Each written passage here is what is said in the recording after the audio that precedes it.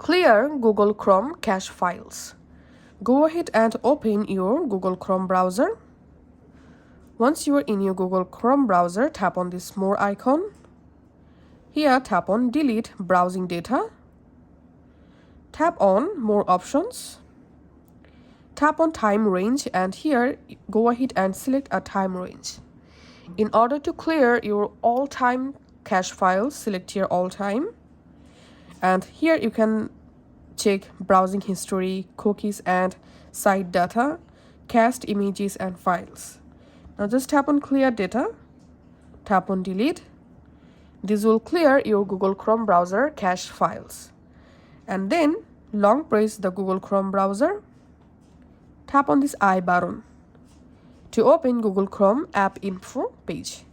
Here go down and tap on Storage and just tap on Clear Cache. And that's it.